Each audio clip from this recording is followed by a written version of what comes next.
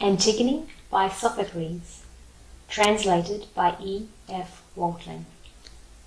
Scene before the palace at Thebes. Enter Ismene from the central door of the palace. Antigone follows, anxious and urgent. She closes the door carefully and comes to join her sister. Oh, sister, Ismene, dear, dear sister Ismene, you know how heavy the hand of God is upon us, how we who are left must suffer for our father Oedipus. There is no pain, no sorrow, no suffering, no dishonour we have not shared together, you and I. And now there is something more. Have you heard this order, this latest order that the king has proclaimed to the city? Have you heard how our dearest are being treated like enemies? I have heard nothing about any of those we love, neither good nor evil, not, I mean, since the death of our two brothers, both fallen in a day. The Argive army, I hear, was withdrawn last night. I know no more to make me sad or glad. I thought you did not. That's why I brought you out here, where we shan't be heard, to tell you something alone. What is it, Antigone? Black news, I can see already. Oh, Ismene, what do you think? Our two dear brothers. Creon has given funeral honours to one and not to the other. Nothing but shame and ignominy. Eteocles has been buried, they tell me, in state, with all honourable observances due to the dead. But Polynices, just as unhappily fallen, the order says he is not to be buried, not to be mourned, to be left unburied, unwept, a feast of flesh for keen-eyed carrion birds. The noble Creon! It is against you and me he has made this order. Yes, against me. And soon he will be here himself to make it plain to those that have not yet heard it, and to enforce it. This is no idle threat. The punishment for disobedience is death by stoning. So now you know. And now is the time to show whether or not you are worthy of your high blood. My poor Antigone, if this is really true, what more can I do or undo to help you? Will you help me? Will you do something with me? Will you? Help you do what, Antigone? What do you mean?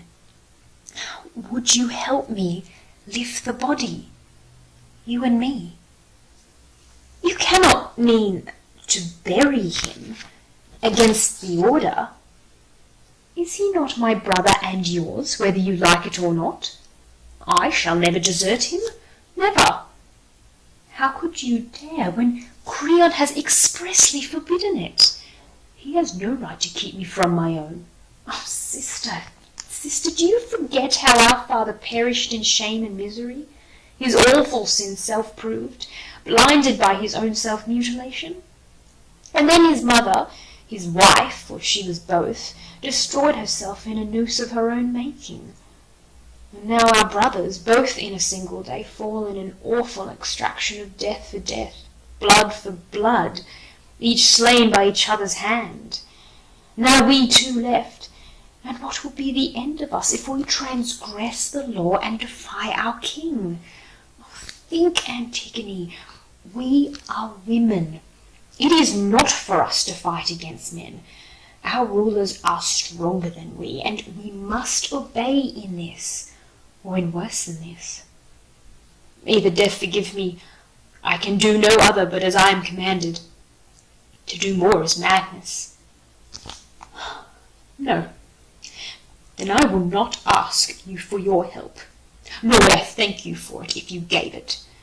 Go on your own way. I will bury my brother, and if I die for it, what happiness! Convicted of reverence, I shall be content to lie beside a brother whom I love. We have only a little time to please the living, but all eternity to love the dead. There I shall lie forever. Live, if you will. Live and defy the holiest of laws of heaven. I do not defy them, but I cannot act against the state. I am not strong enough. Well, let that be your excuse, then. I will go and heap a mound of earth over my brother. I fear for you, Antigone. I fear. You need not fear for me. Fear for yourself. At least be secret. Do not breathe a word. I'll not betray your secret.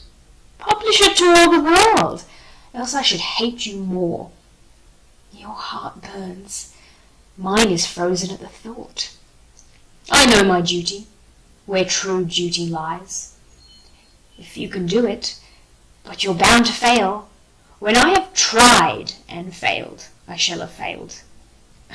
No sense in starting on a hopeless task. Oh, I shall hate you if you talk like that, and he will hate you rightly.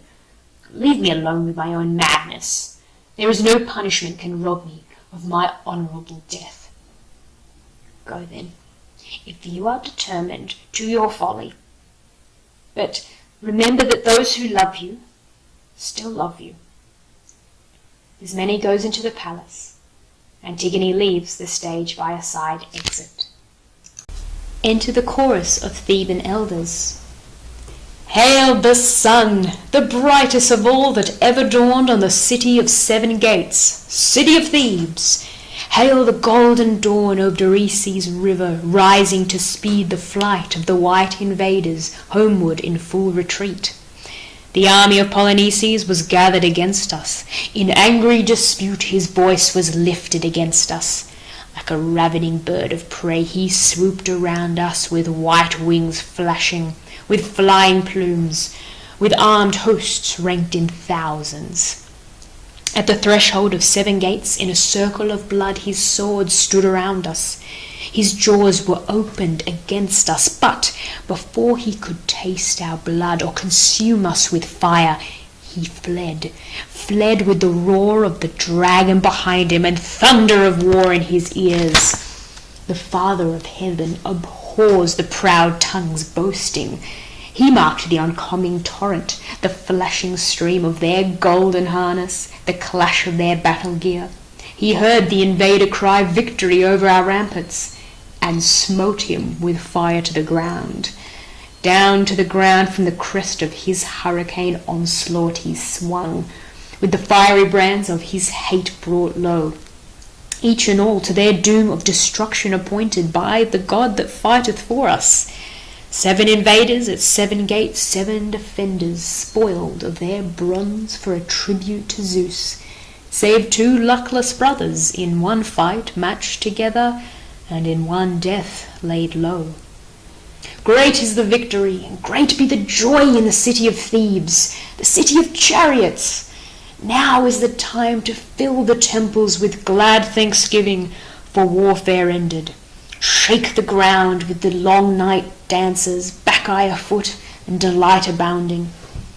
But see, the king comes here, Creon, the son of Meneceus, whom the gods have appointed for us in our recent change of fortune. What matter is it, I wonder, that has led him to call us together by his special proclamation? The central door is opened and Creon enters. My counsellors, now that the gods have brought our city safe through a storm of trouble to tranquillity, I have called you especially out of all my people to conference together, knowing that you were loyal subjects when King Laius reigned, and when King Oedipus so wisely ruled us, and again upon his death faithfully served his sons till they in turn fell, both slayers, both slain, both stained with brother blood, dead in a day. And I, their next of kin, inherited the throne and kingdom which I now possess. No other touchstone can test the heart of a man, the temper of his mind and spirit, till he be tried in the practice of authority and rule. For my part, I have always held the view, and hold it still, that a king whose lips are sealed by fear, unwilling to seek advice, is damned. No less damned is he who puts a friend above his country. I have no good word for him, as God above is my witness who sees all. When I see any danger threatening my people, whatever it may be, I shall declare it. No man who is his country's enemy shall call himself my friend. Of this I am sure. Our country is our life. Only when she rides safely have we any friends at all. Such is my policy of common weal. In pursuance of this, I have made a proclamation concerning the sons of Oedipus, as follows. Eteocles, who fell fighting in defence of the city, fighting gallantly, is to be honoured with burial rites and with all the rites due of the noble dead. The other, you know whom I mean, his brother Polynices, who came back from exile intending to burn and destroy his fatherland and the gods of his fatherland, to drink the blood of his king and to make them slaves, he is to have no grave, no burial, no mourning from anyone. It is forbidden.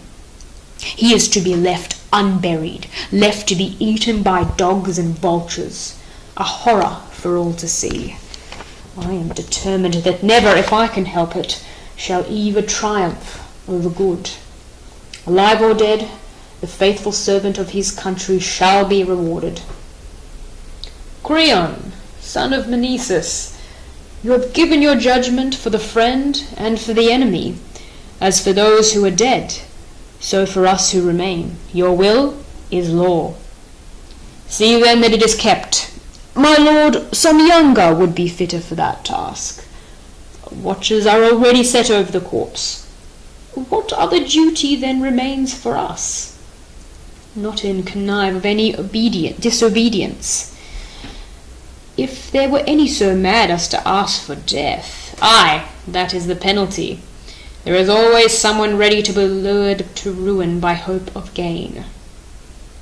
He turns to go. A sentry enters from the side of the stage. Creon pauses at the palace door. My lord, if I am out of breath, it is not from haste. I have not been running. On the contrary, many a time I stopped and think and loitered on the way, saying to myself, why hurry to your doom, poor fool? And then I said, hurry, you fool. If Creon hears this from another man, your head's as good as off. So here I am, as quick as my unwilling haste could bring me. No great hurry, in fact. So now I am here. But I'll tell my story, though it may be nothing after all. And whatever I have to suffer, it can't be more than what God wills, so I cling to that for my comfort. Good heavens, man, whatever is the matter? To speak of myself first. I never did it, sir, nor saw who did it. No one can punish me for that. You tell your story with a great deal of artful precaution. It's evidently something strange. It is. So strange it's very difficult to tell. Well, out with it. Let's be done with you. It's this, sir. The corpse. Someone has just buried it and gone. Dry dust over the body they scattered, in the manner of holy burial. What? Who dared to do it? I don't know, sir. There was no sign of a pick, no scratch of a shovel. The ground was hard and dry, no trace of a wheel. Whoever it was has left no clues behind him. When the sentry on the first watch showed it to us, we were amazed. The corpse was covered from sight with not a proper grave, just a layer of earth, as it might be the act of some pious passer-by. There were no tracks of an animal either, a dog or anything that might have come and mauled the body. Of course, we all started pitching into each other, accusing each other, and might have come to blows, with no one to stop us, for anyone might have done it. But it couldn't be proved against him, and all denied it.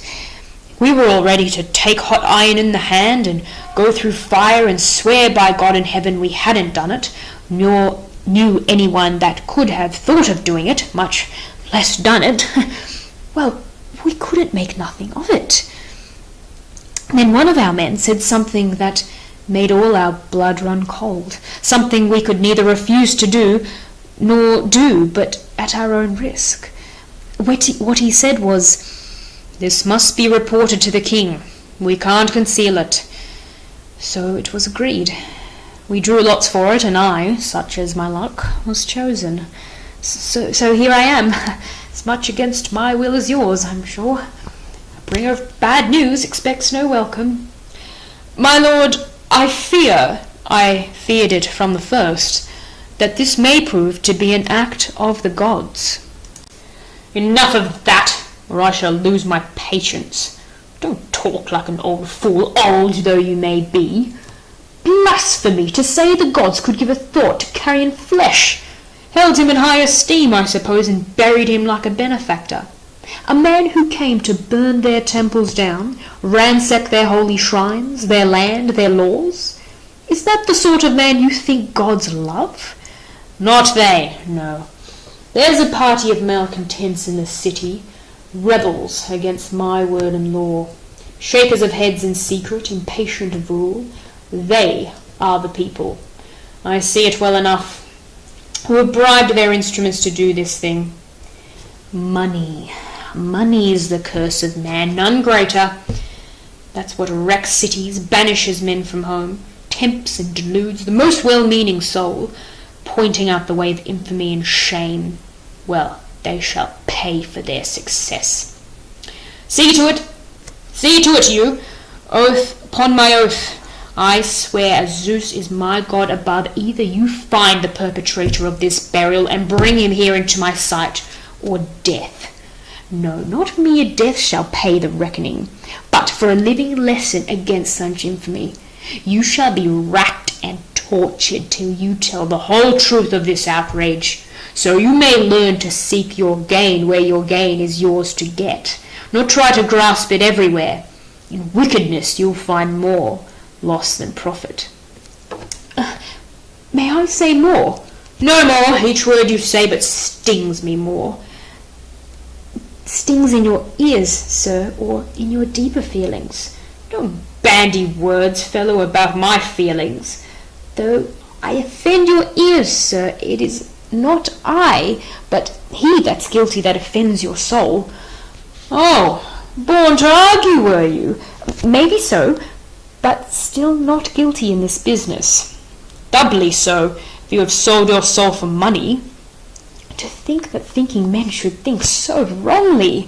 Think what you will, but if you fail to find the doer of this deed, you'll learn one thing. Ill-gotten gain brings no one any good. He goes into the palace. Well, heaven send they find him, but whether or no, they'll not find me again, that's sure. Once free, whoever thought to see another day, I'll thank my lucky stars and keep away. Exit.